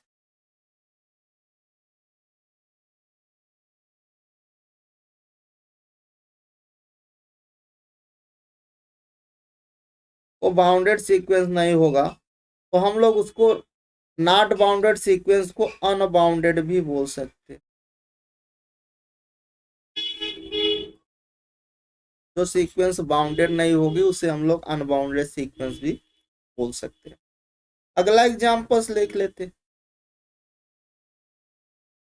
एक हमारे पास सीक्वेंस an है और इसमें जो डिफाइन हो -1, सीक्वेंस में जो सीक्वेंस जो है वो क्या है, माइनस सीक्वेंस ऑफ -n है। ठीक है, अब इसमें जो ये जो सीक्वेंस है इसमें एलिमेंट किस टाइप के आएंगे भैया, -1 आ रहा होगा, -2 आ रहा होगा, -3 आएगा, -4 आएगा, जैसे जैसे n की वैल्यू रखते जाओगे वैल्यू मिलती जाएगी, -5 आएगा, ऐसे आप वैल्यू रखते जाओगे मिलता जाएगा, है कि नहीं। अच्छा, आप इसको अगर रियल लाइन पर रिप्रेजेंट करोगे तो देखो जैसे जैसे आप इधर -1 होगा, इसके पहले -2 आएगा, फिर -3 आएगा, उसके पहले -4 आएगा, इधर -5 आएगा, फिर -6 आएगा, इस तरह से वैल्यू मिलती चली जाएगी। यहाँ पर एक ऐसा टर्म तो मिल गया जिससे सीक्वेंस के सारे टर्म उससे छोटे हैं, मतलब ये बाउंडेड एबव तो है।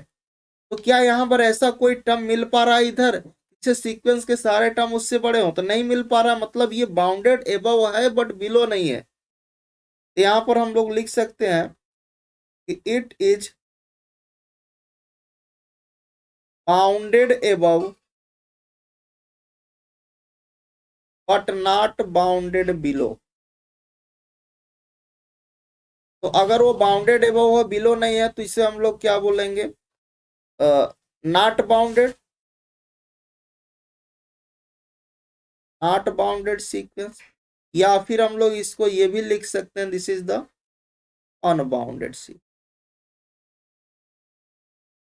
ठीक है ना, तो ये भी अनबाउंडेड सीक्वेंस हो गई और ये भी अनबाउंडेड। तो अनबाउंडेड में अगर आपको काउंटर एग्जांपल्स देखना तो आप ये याद रख सकते हो कि n और -n जो होते हैं वो दोनों के दोनों कैसे होते हैं, अनबाउंडेड होते हैं। अच्छा, कुछ अब हम लोग थोड़ा सा नोट पॉइंट देख लेते हैं।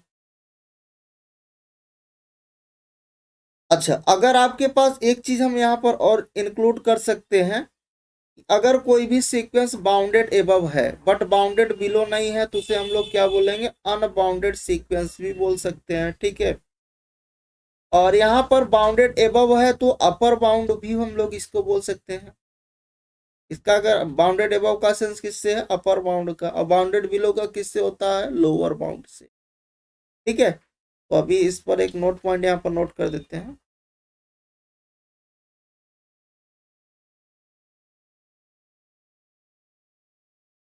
फर्स्ट पॉइंट है a sequence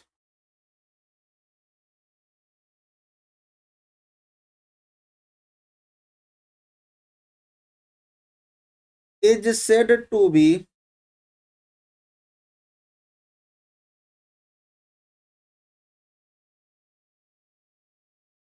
unbounded if it is not bounded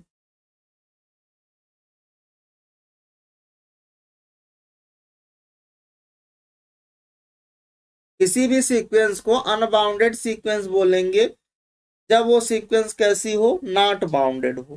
ठीक है, पहला पॉइंट हो गया। सेकेंड पॉइंट लिख सकते हो कि a sequence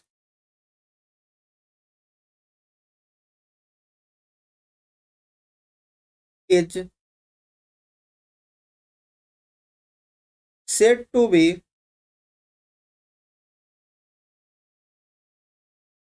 unbounded above if it is not bounded above। अगर कोई सीक्वेंस नॉट बाउंडेड एबव है तो उस सीक्वेंस को हम लोग क्या बोल सकते हैं, अनबाउंडेड एबव सीक्वेंस बोल सकते हैं। अगला यहाँ पर पॉइंट है कि अ sequence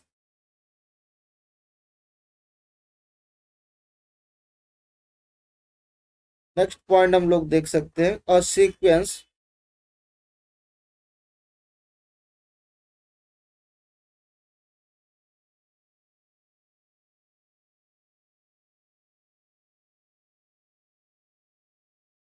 is said to B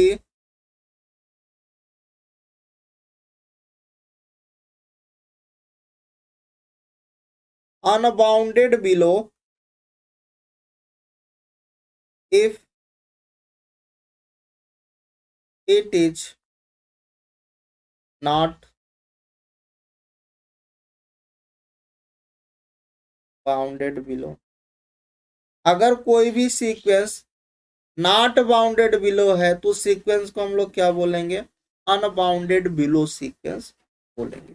ये कुछ पॉइंट थे, बेसिक पॉइंट, ठीक है।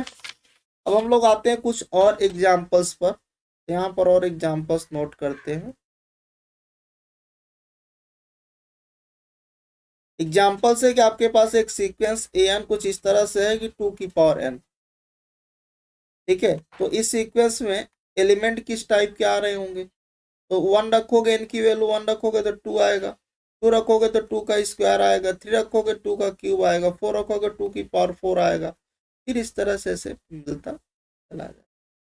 अगर आप इसको रियल लाइन पर रिप्रेजेंट करो, ये 2 है, 2 क्या 2 का स्क्वायर ये 4 होगा, ये आगे 8 होगा, फिर इधर 16 आ रहा होगा। ऐसे आपको टर्म ऐसे आगे बढ़ती चली जा रही है।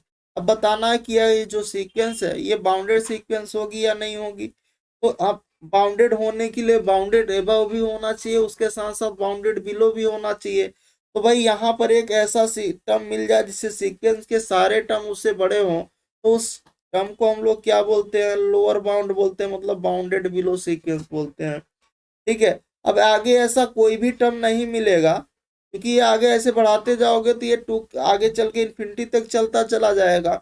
यहाँ पर आगे ऐसा कोई भी टर्म नहीं मिलेगा जिसे सीक्वेंस के सारे टर्म से छोटे हों, तो मतलब यहाँ पर बाउंडेड बिलो तो मिल रहा है बट बाउंडेड एबव भी नहीं मिल रहा है। तो यहाँ पर इंप्लाई करके लिख सकता हूँ कि इट इज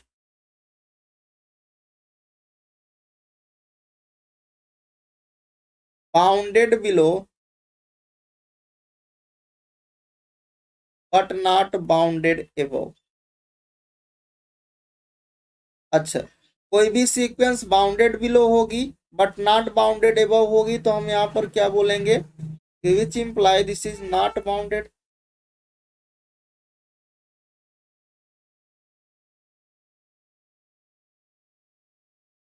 अच्छा, नॉट बाउंडेड सीक्वेंस को हम ये भी बोल सकते हैं वे अनबाउंडेड,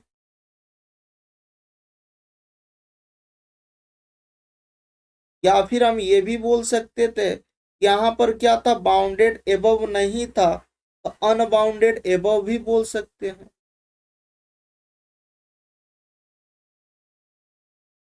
ठीक है। तो कोई भी यहाँ पर हम आपके ऑप्शन में आ सकता है टर्म, ठीक है। वो नॉट बाउंडेड सीक्वेंस भी लिख सकता है, अनबाउंडेड सीक्वेंस भी लिख सकता है, अनबाउंडेड एबव सीक्वेंस भी लिख सकता है।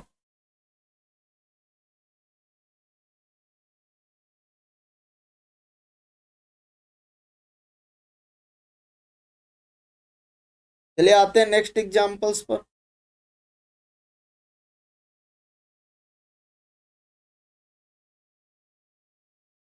यहाँ पर जो हमारे पास सीक्वेंस ए एन है वो है आपके पास माइनस में एन स्क्वायर, अब इस सीक्वेंस में जो एलिमेंट आ रहे होंगे वो किस टाइप के आ रहे होंगे, 1 रखोगे तो 1 ही आएगा, -1, 2 रखोगे तो यहाँ पर -4 आएगा, 3 रखोगे तो -9 आएगा, 4 रखोगे -16 आएगा, 5 रखोगे तो -25, इस तरह से ऐसे टर्म मिलते चले जा रहे हैं, है कि नहीं।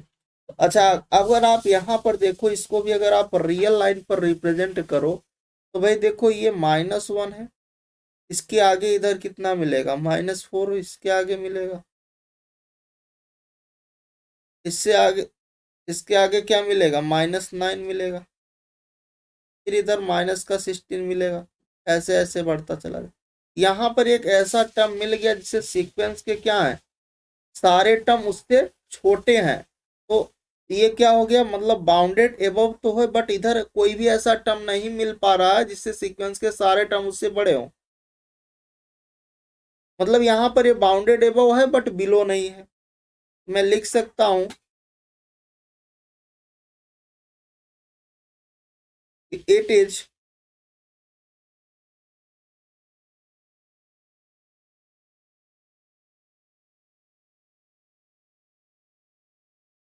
बाउंडेड एबव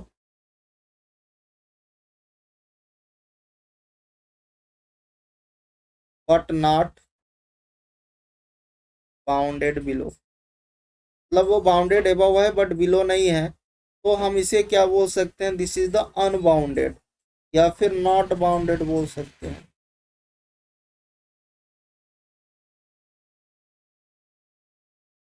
या फिर हम इसे क्या बोल सकते हैं, अनबाउंडेड, या फिर हम ये भी बोल सकते हैं कि एक ऐसा नॉट बाउंडेड बिलो है, अनबाउंडेड बिलो,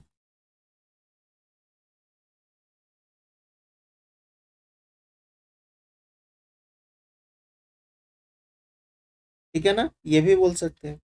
चलिए आते हैं नेक्स्ट एग्जांपल्स पर,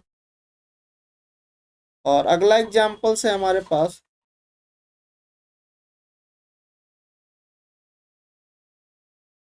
एक हमारे पास एन सीक्वेंस है और कुछ इस तरह से डिफाइन है, -1 की पावर n इंटू में n है, ठीक है, इसके बारे में देखना है। तो अगर मैं इसमें देखूं कि इस सीक्वेंस में टर्म किस टाइप के आ रहे हैं, एलिमेंट किस टाइप के आ रहे हैं, तो 1 रखोगे तो क्या मिलेगा, -1, 2 रखोगे तो 2 ही दे देगा, 3 रखोगे फिर -3, 4 रखोगे तो 4 आ जाएगा, 5 रखोगे -5 आएगा, 6 रखोगे 6 आएगा, 7 रखोगे तो -7 आएगा, इस तरह से आ रहे हैं इस सीक्वेंस में जो एलिमेंट है। अगर इसको रियल लाइन पर रिप्रेजेंट करो तो देखो भाई, ये 2 है, मान लो 2 इधर आ रहा होगा, 2 के आगे क्या मिलेगा, 4 मिलेगा, फिर 6 मिलेगा, ये इधर आगे ऐसे बढ़ता जाएगा। लेफ्ट में अगर आप देखो -1, उसके पहले क्या मिलेगा, -3, और इधर लेफ्ट में आओगे तो कितना, -5, इधर ऐसे बढ़ता जा रहा है।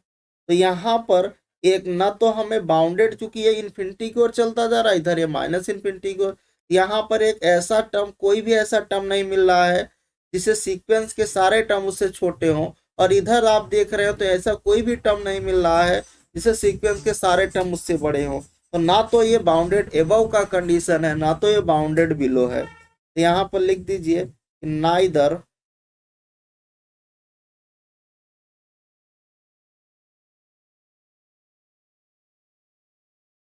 Bounded above nor bounded below. तो अगर कहीं आपको क्वेश्चंस में ऑप्शन को डिस्कार्ड करना हो तो आप इस एग्जांपल्स का यूज कर सकते हो कि ऐसा कौन सा एग्जांपल्स है जो ना तो बाउंडेड एबव हो ना ही बाउंडेड, तो आप इसका यूज कर सकते हो, ठीक है। अगले एग्जांपल्स पर हम लोग आते हैं।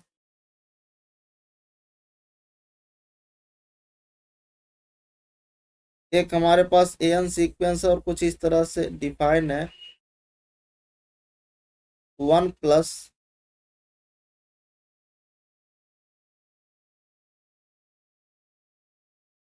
एक हमारे पास एन सीक्वेंस है और कुछ इस तरह से डिफाइन है कि 1 प्लस -1 की पावर n, ठीक है। अब इसमें एलिमेंट इस सीक्वेंस में किस टाइप का है भाई, 1 रखोगे तो 1 और -1 0 हो गया, 2 रखोगे तो 1 प्लस 1 कितना हो जाएगा, 2 हो जाएगा, फिर 3 रखोगे तो ये 0 दे देगा क्योंकि -1 आ जाएगा, 4 रखोगे फिर से 2 आ जाएगा, 5th रखोगे फिर 0 आएगा, 6 रखोगे फिर से 2 दे देगा, ऐसे रिपीट करता जा रहा है ना। अगर आप इसको रियल लाइन पर रिप्रेजेंट करोगे तो भाई ये 0 है, ये 2 है।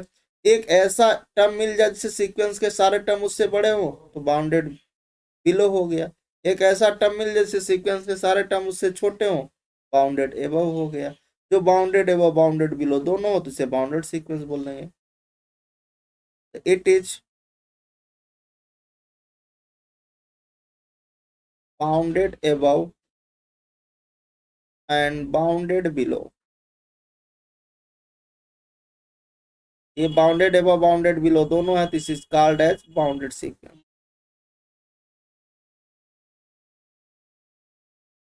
ठीक है ना। नेक्स्ट एग्जांपल्स पर आते हैं।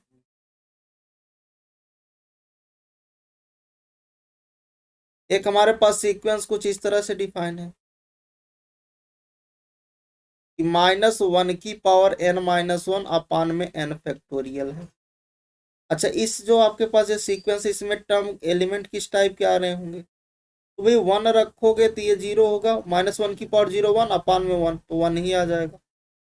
ठीक है, 2 रख रहे हो तो 2 -1 तो -1 अपान में ये 2 फैक्टोरियल हो जाएगा। फिर रखोगे तो प्लस में आएगा 1/3 फैक्टोरियल। 4 रखोगे तो माइनस का 1 अपान में 4 फैक्टोरियल आएगा। इस तरह से ऐसे टर्म इसमें मिलते जा रहे हैं। अगर आप इसको रियल लाइन पर रिप्रेजेंट करो तो देखो यहाँ पर ये 1 है, ठीक है, और इधर आपके पास माइनस का 1/2 फैक्टोरियल है, और उससे छोटा जो होगा वो और आगे इधर मिलेगा।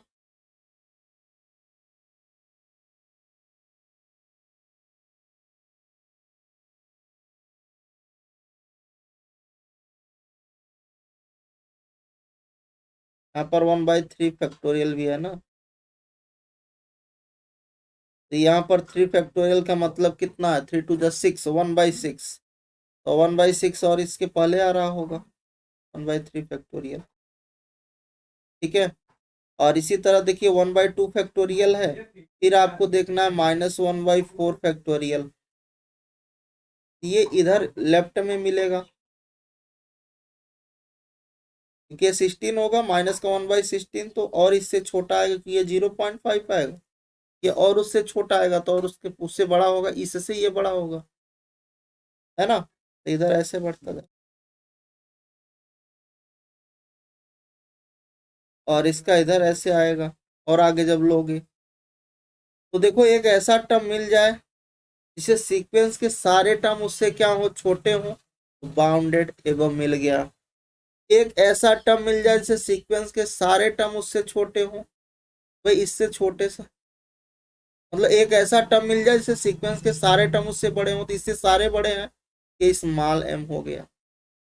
तो जब बाउंडेड एबव बाउंडेड बिलो दोनों हो गया तो बाउंडेड सीक्वेंस, क्योंकि यहाँ पर देखिए जो an सीक्वेंस है वो किसके किसके बीच रन कर रहा है, 1 से माइनस का 1/2 के बीच रन कर, 1/2 मतलब 1/2 फैक्टोरियल लिख सकते हैं, 1/2 फैक्टोरियल 1/2 ही होता है, दैट मीन्स माइनस का 1/2। ठीक है, तो ये आपके पास क्या होगा, ये आपका कैपिटल M था, ये आपका स्मॉल m है, इन दोनों के बीच आ गया तो हो गया। इट इज क्या हो गया, it is bounded above and bounded below. और जो बाउंडेड अबव बाउंडेड बिलो दोनों हो तो उसे सीक्वेंस को हम लोग क्या बोलेंगे भैया, बाउंडेड सीक्वेंस बोलेंगे। समझ में आ गया या नहीं आ गया? ठीक है ना।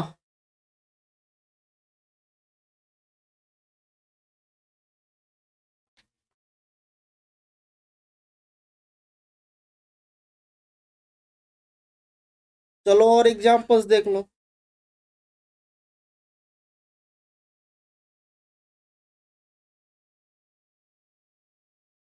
एक हमारे पास an सीक्वेंस है और कुछ इस तरह से डिफाइन है कि sine n π/2 such that n belonging to natural number. ठीक है ना।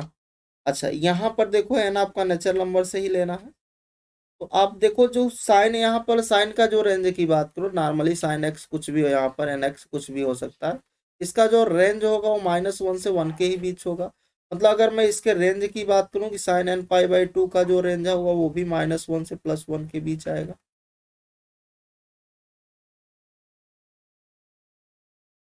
है कि नहीं?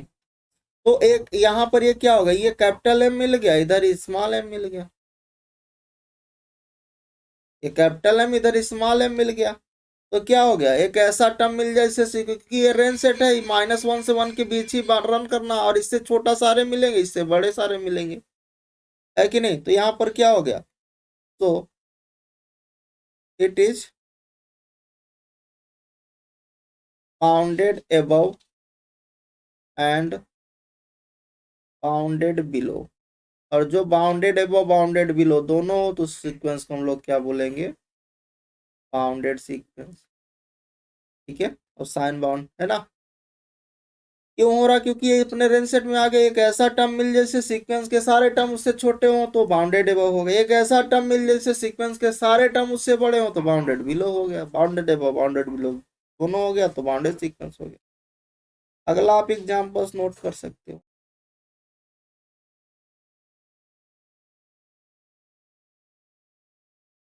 एक हमारे पास एन सीक्वेंस कुछ इस तरह से है, 1/2 की पावर n।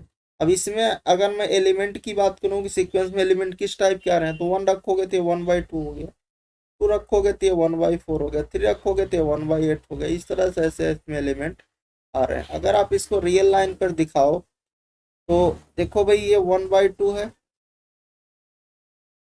1/4 इसके पहले आ रहा होगा, 1/8 और इसके पहले आ रहा होगा। मतलब ऐसे आप आगे जाओगे तो एक ऐसा समय आएगा जब limit n tending to infinity पर ये 1/2 की पावर जो n है वो टेंड कर जाएगा 0 पर। तो यहाँ पर एक, ठीक है, एक ऐसा टर्म मिल जाए जिससे सीक्वेंस के सारे टर्म उससे छोटे हों तो बाउंडेड एबव हो गया।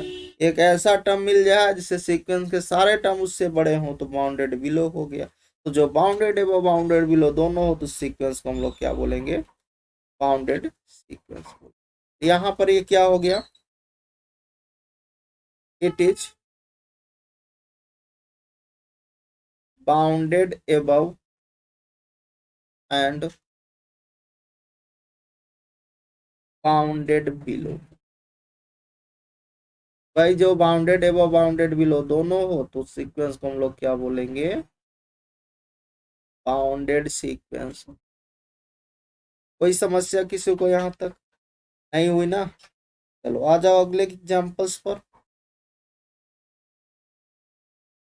नेक्स्ट एग्जांपल्स है, एक हमारे पास सीक्वेंस an है और कुछ इस तरह से डिफाइन है कि cos hyperbolic x such that x belonging to natural number. तो देखो भाई, कास हाइपरबोलिक एक्स का अगर आप यहाँ पर इसको डिफाइन करो तो ये कुछ इस तरह से होता है, e⁻x e⁻−x/2 फिर एक्स बिलोंग कहाँ से कर। ठीक है। अच्छा, अब एक चीज और हम लोग जानते हैं, जो e⁻x प्लस e⁻−x है, ये क्या होता है, greater than or equal to 2 होता है। कैसे होता है, देखो e⁻x प्लस 1/e⁻x की जो वैल्यू होती है या 2 से बड़ी होती है। ठीक है, तो अगर मैं इसको ड्रा करूँ तो अलग अलग अगर आप देखो तो ये कुछ इस तरह से दिखेगा। e⁻x का ग्राफ एक्स एक्सिस है, ये वाई एक्सिस है, ये y is equal to e⁻x का ग्राफ है। इधर से ऐसे जाएगा तो ये y is equal to e⁻−x का। ठीक है, हमें दोनों को मर्ज करना है। तो ये इसका जो कास हाइपरबोलिक का जो ग्राफ बनेगा तो लाइक कुछ इस तरह से बनेगा। ठीक है, ये आपका एक्स एक्सिस है और ये आपका वाई एक्सिस। ठीक है, यहाँ पर इसकी अब देखिए, चूंकि ग्रेटर देन 2 आएगा और यहाँ से देखिए /2 है तो मतलब ये 1 होगा।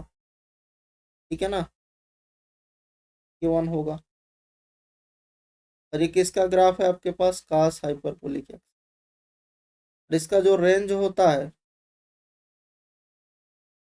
वो 1 पे क्लोज होता है, 1 टू इन्फिनिटी तक जाता है। ठीक है, तो यहाँ पर एक ऐसा टर्म मिल जाएगा, यहाँ पर एक ऐसा टर्म मिल जाएगा जिससे देखिए इधर भी वैल्यू बढ़ती चली जा रही है,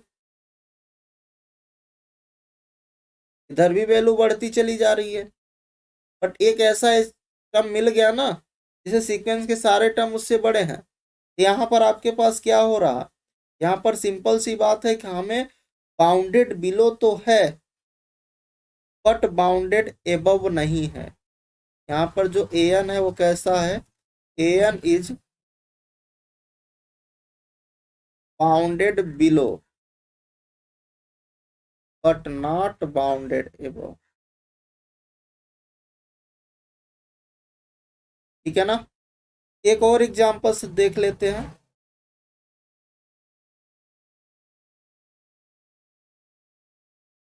और अगर कोई भी सीक्वेंस बाउंडेड बिलो हो बाउंडेड एबव ना हो तो यहाँ पर हम लोग इसको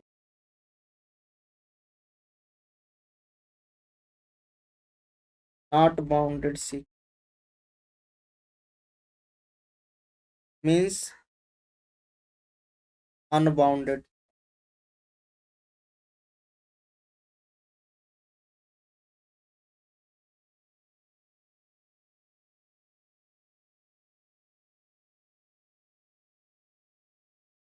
ठीक है ना। अगला एग्जाम्पल्स है कि हमारे पास जो सीक्वेंस है वो एन है और कुछ इस तरह से डिफाइन है। यहाँ पर साइन हाइपरबोलिक एक्स है such that x belonging to. ठीक है। तो यहाँ पर जो साइन हाइपरबोलिक एक्स को अगर डिफाइन करो तो ये होता है ई की पावर एक्स माइनस ई की power minus x by two. Sine hyperbolic का जो ग्राफ बनता है वो कुछ इस तरह से, ये आपका ये एक्स एक्सिस है, इधर आपका ये वाई एक्सिस है, तो इसका जो ग्राफ बनता है वो कुछ ऐसा हो। ठीक है। अब देखो यहाँ पर इसके अगर मैं रेंज की बात करूं, इसमें जो रेंज होगा पूरा का पूरा क्या आएगा, आर आएगा। ठीक है। अब यहाँ पर चूंकि यहाँ पर देखो ये एक्स हमारा कहाँ से लेना है, एक्स हमें नेचुरल नंबर से लेना, मतलब ये नीचे वाला हमें लेना ही नहीं है। एक ऐसा टर्म हमें जरूर यहाँ पर जीरो पर, ये जीरो है, जीरो पर मिल जाएगा क्योंकि नीचे वाला हमें नेगेटिव लेना ही नहीं है ना। हमें आर पूरा आ रहा है रेंज सेट में बट हमें पॉजिटिव जीरो के ऊपर ही जाना है ना, नेचुरल नंबर के ही टर्म लेने हैं। हमें यहाँ पर एक ऐसा टर्म जरूर मिल जाएगा जीरो से जस्ट ऊपर, क्योंकि यहाँ पर एन हमारा कहाँ से लेना है, हमें नेचुरल नंबर से लेना है। तो नीचे का पोर्शन हमें छोड़ देना नेगेटिव वाला जीरो, क्योंकि एक्स हमारा नेचुरल नंबर से है। तो ऊपर का यहाँ पर एक ऐसा टर्म हमें मिल जाएगा ना जिसे सीक्वेंस के सारे टर्म उससे बड़े होंगे। तो बाउंडेड बिलो तो हो रहा है ना, तो यहाँ पर आपके पास जो ए एन है, ए एन इज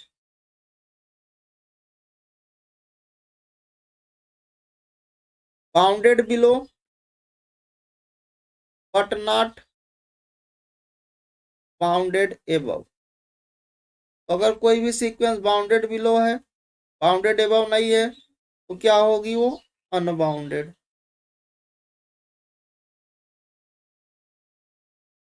ये आपको समझ में आ गया या नहीं। क्योंकि देखो यहाँ पर ये पूरा रेंज सेट ऊपर से नीचे तक आ रहा है बट हमें यहाँ पर एक्स हमारा डिफाइन है सेट हमारा, भाई हम एक्स नेचुरल नंबर तक ही ले सकते हैं एक्स को, तो भाई नीचे का तो हमें छोड़ देना पड़ेगा ना, इधर का हमें छोड़ देना पड़ेगा, हमें पॉजिटिव ही जाना है। तो यहाँ पर एक टर्म हमें, क्योंकि उधर ये ऐसे बढ़ता चला जा रहा है तो इधर एक हमें ऐसा टर्म जरूर मिल जा रहा है जिस सीक्वेंस के सारे टर्म उससे बड़े हैं, इसलिए क्या हो गया, बाउंडेड बिलो हो गया बट एबव नहीं है, वो इन्फिनिटी तक ऊपर चलता चला जाएगा ऐसे। ठीक है। तो आज के लेक्चर्स को हम लोग यहीं पर ओवर करते हैं और फिर मिलेंगे इसके आगे नेक्स्ट लेक्चर में। Thank you, bye bye, take care.